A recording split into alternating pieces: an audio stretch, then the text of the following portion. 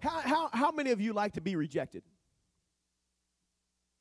You're a liar. Anyways, how many of you just enjoy being rejected? Like, you're not going to get like, yeah, man, I love it. You know,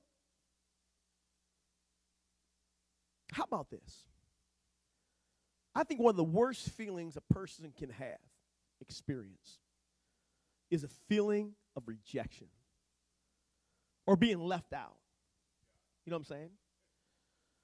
Overlooked. All these words, rejected, left out, been overlooked. Some of you are thinking, oh, great, I'm glad I went to church today. I don't know about you, but I used to hate playing pickup basketball. You know what I'm saying? Absolutely hate to be the one. You know what I'm talking about? You're out with your buddies. You know what I'm saying? At the park, and hey, let's go to the park and play. Let's go play 21. Hey, let's go play some pickup basketball. I would dread it. We'd be out there or on the playground at school. Now play some dodgeball. I'm cool with that, but play some pickup basketball.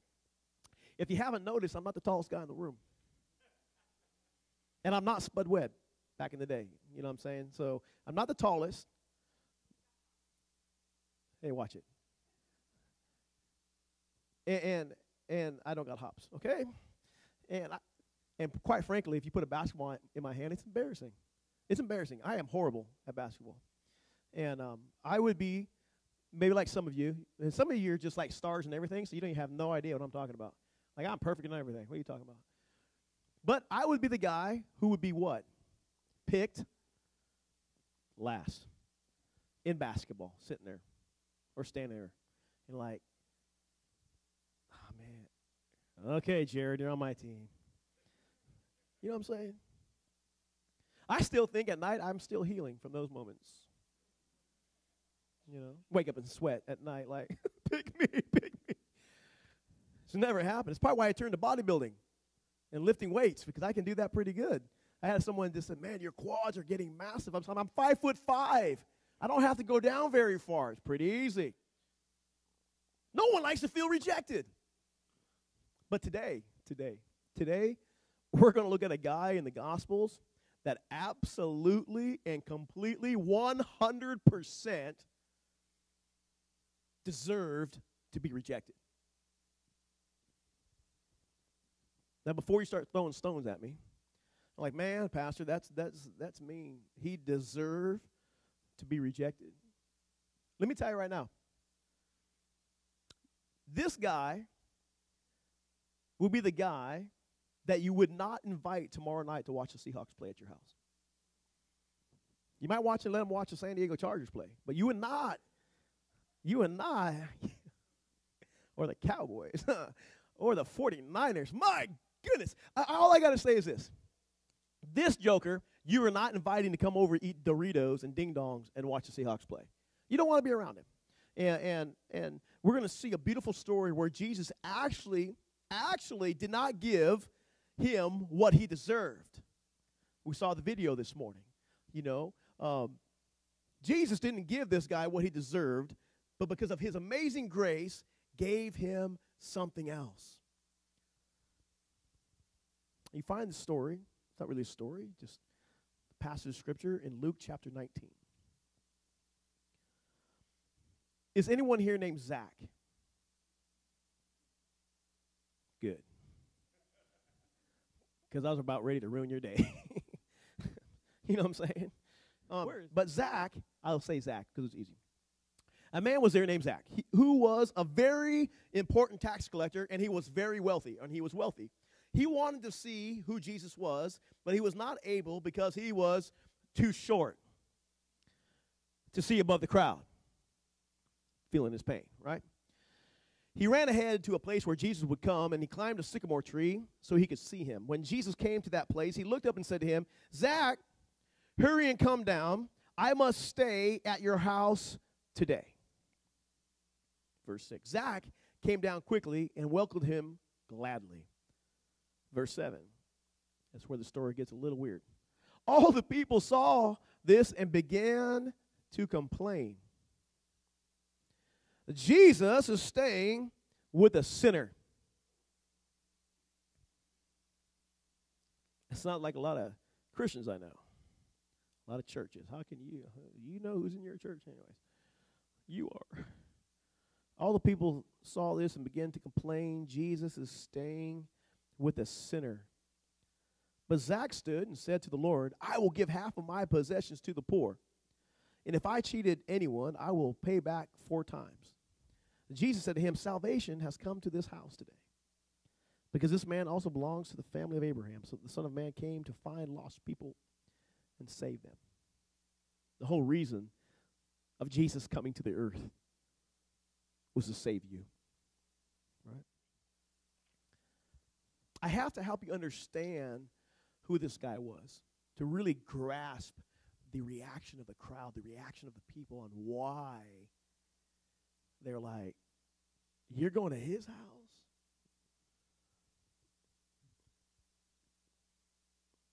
You're going to his house to eat?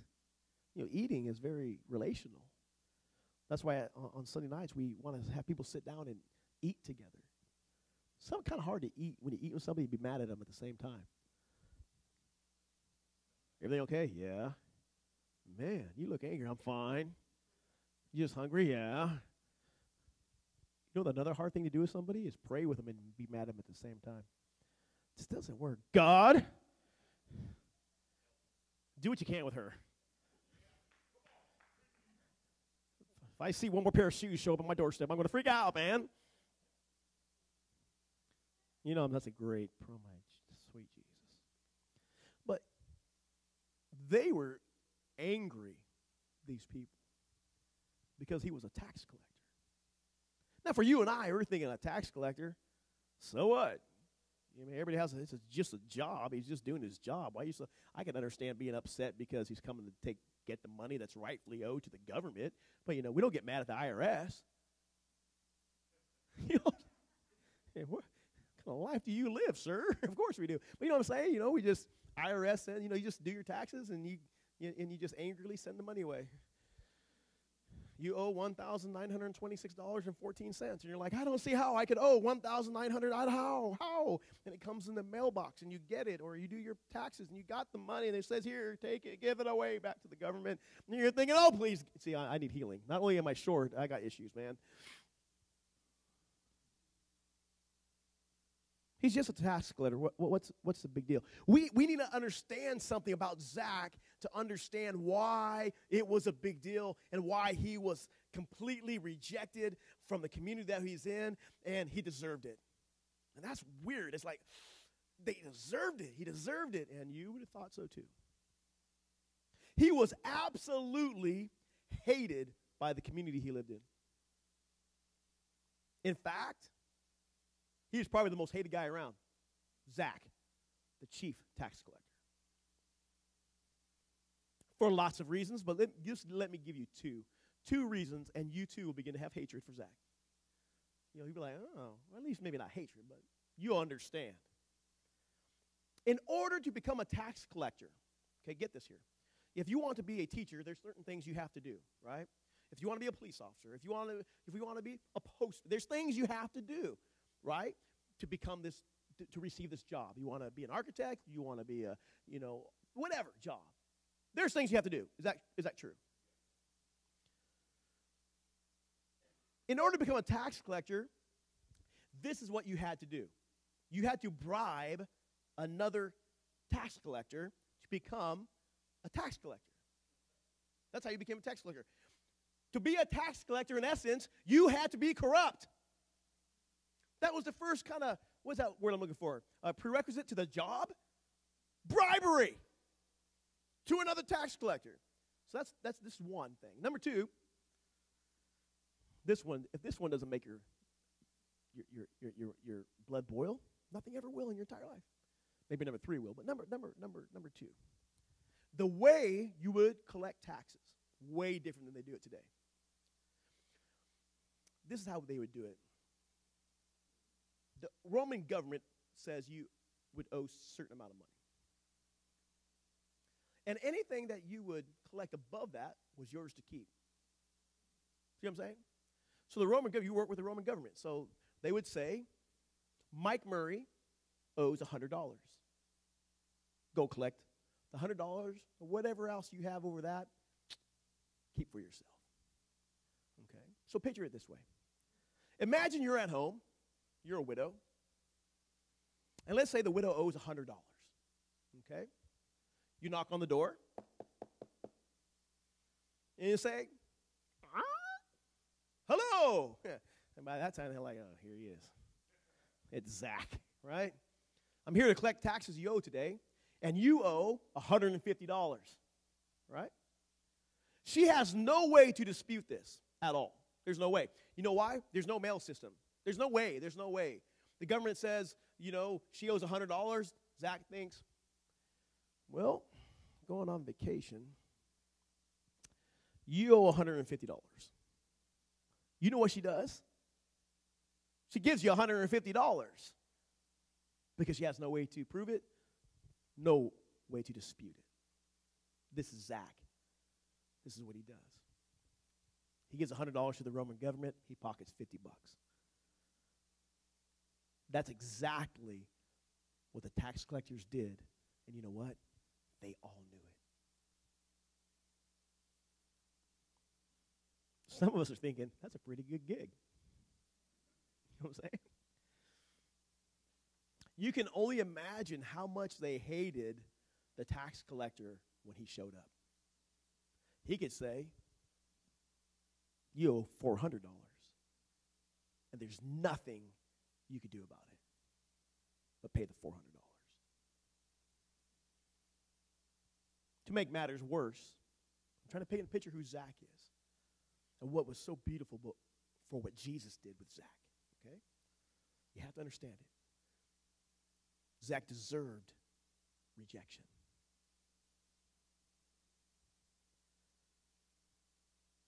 To make matters worse, Zach was actually a Jewish man collecting for the Roman government. He was a criminal cheating his own people out of money and basically committing treason. They didn't like him. They hated him.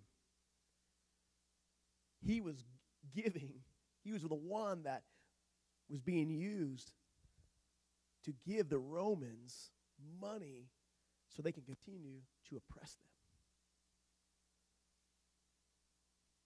He was betraying his own people. And to top it all off, Justin, he was the boss.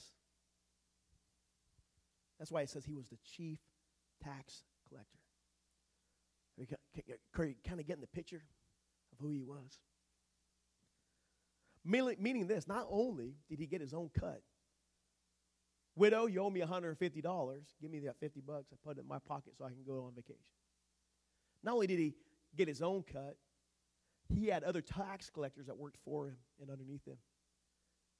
And he got a cut of all theirs as well. So let's say this. Let's say Jason is a tax collector. Hunter's a tax collector. Tabitha's a tax collector. These three know they're going to have to give me a cut because I'm the chief tax collector. So what they do is they charge the widow $175, $175, $175, so they can keep 50 and give me 25. See what I'm saying? This man, Zach. See, and we start painting the picture of who Zach was. Then we can begin to understand the amazing grace of Jesus towards Zach.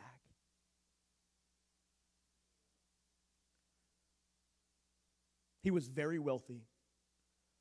He was totally despised. And it's okay to be wealthy. He's totally despised. They wouldn't allow him to even worship with them. Completely rejected from the community that he was a part of. That's how much he was hated. He was completely rejected. And maybe understanding that, we can begin to understand the shock of the people. Go ahead and write this down. Number one, Zach, from the perspective of the community, deserved to be rejected. I'm not saying they're right. Humanly, But it paints a picture of who we are as people from the perspective of God. We deserve to be rejected.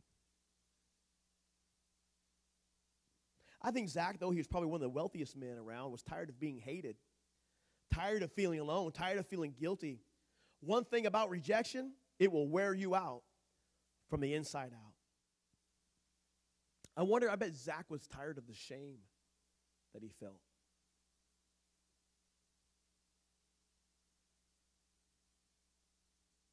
Shame is something that will destroy your life. Shame is different than guilt and condemnation. Shame is like a weight. It just rests on you. And it comes from, really the things that I've done, who people say that I am. Shame. Shame is what weighs us like a ton of bricks. It's why we isolate ourselves. Because we don't want to be around people, or because we don't want people to let people see into our humanity, because they may not like what they see. So we isolate. We hide ourselves. We close in. Even in the midst of people, we can be totally locked away, because if they only knew who I really was, if they only got into a picture of my humanity begins to be displayed in front of people, they may not like me, and I don't want to be rejected anymore. And because I've been rejected, I isolate and I close in, and I put on the Christian mask of, how's everything going? Oh, it's good. Oh, it's great. God is good. God is great. Hooray.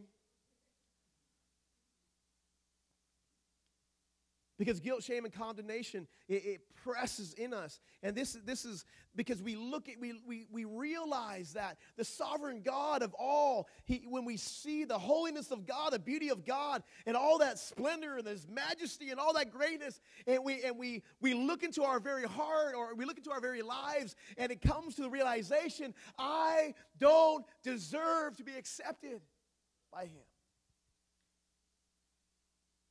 And if we've been taught wrong about what Christ has done, we isolate ourselves from His very presence. I tell you right now, I refuse to allow people to come to the Rock Church and continue to suffer under shame. No, I refuse. I refuse to allow people to come to the Rock Church and be and in the midst be isolated from the very things that will help them be free. From the message of grace and from the loving acceptance of people. I refuse. We're not going to do it. Refuse it. Can't help it.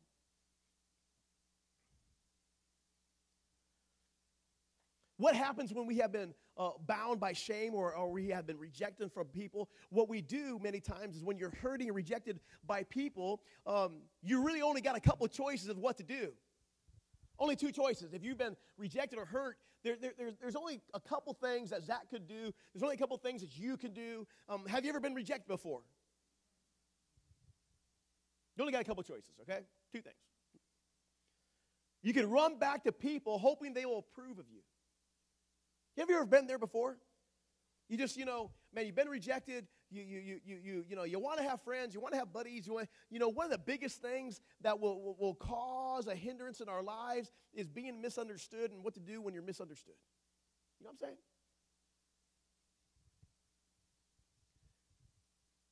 But what we do is, because we want validation and we want love, we want acceptance, we don't want to feel rejection, we can run back to people. Please validate me. Please accept me. I'll change. Please accept me. Please validate me. Whatever it takes. I want to be friends. I want to have love. I want to have. So I'll do whatever it takes. What do I need to do? We live our lives trying to get validation. All that does, really, in many ways, is just covers up shame. And then on top of that, if you have a false understanding of who God is and what God has done for you, you won't run to Him.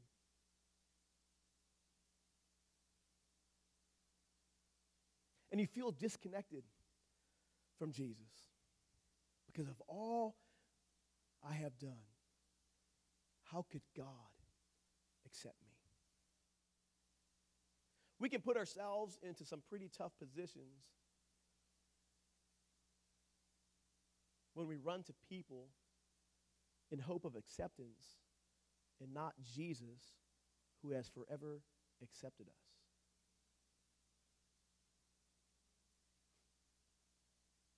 You know what I'm saying?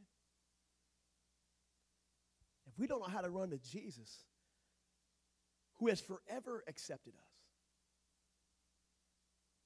we'll turn to people to give us acceptance.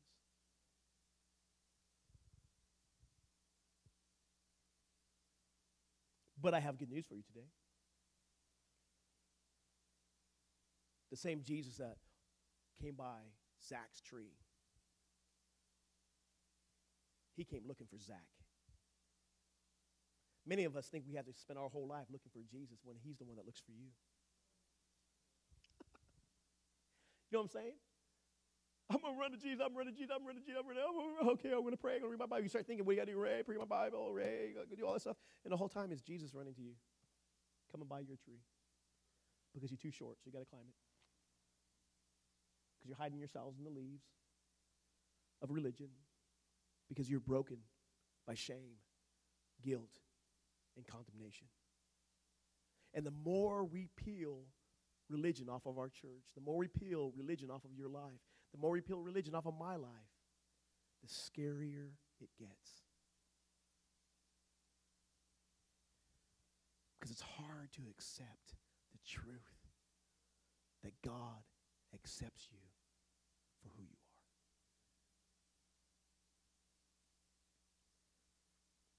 are. Luke chapter 19, verse 4 says this. When Jesus reached the spot, he looked up and said to him, Zach, come down immediately. I must stay at your house. Go ahead and write this number 3 down. If you don't get anything out of this whole message, Jesus knows your name. Oh, change your whole entire life right there. Just get that. What did you get at church today? Jesus knows my name. What kind of church do you go to, man? I don't know. Hey, Jesus knows my name. He knows all the hairs I don't have. Does it make you feel happy? Absolutely. You ever get a point in your life where you just, can I use the word, any kids? Have you ever been in a situation where all hell in your life is breaking out? You know what I'm saying? And you don't know why.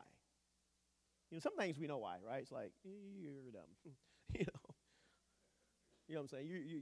You caused that idiocy. You know, you're like, oh, the devil did it. No, you did. You know what I'm talking about? And sometimes, man, you're like, you ever had this happen? Like your finances, this like, I was, going to work, paying my bills. I'm even generous in my finances. I do all the things I'm being taught to do. I'm saving, and all of a sudden it's like, hey, you owe $14,962. You know what I'm saying? And you have like $13,100. You're like, oh, great. What can I do? I don't have enough money, Or, you're just living life, and all of a sudden you go to the doctor, and you have a lump. Or you have, but, just all hell breaks out in your life, and you don't know what to do. Rest on this. Jesus knows your name. Man, we want something different, don't we, sometimes? It's like, no, man, I want Jesus just to know my name. I want him to give me something. How about this? I will never leave you nor forsake you. I'm with you always, even to the end of the age. All things work for the good to those who love God and called according to his purpose. Keep on asking, keep on praying, you'll get what you want. Oh, no. I need something more tangible. You're not going to get anything more than that. Jesus knows your name. He is your good shepherd. He said, come on down, Zach. Let's go party at your house. Make no mistake, this would have freaked everyone out. They weren't sitting there on that road to Jericho going, oh, woohoo! Jesus is so kind, he going to party with Zach at his house. That's not what they were doing. Not at all. They were freaking out.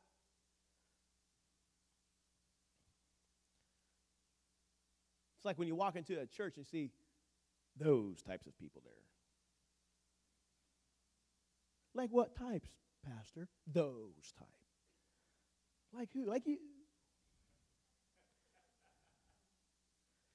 When you are a church community built on grace-centered conversations, you will be often misunderstood, and you get a lot of people freaking out.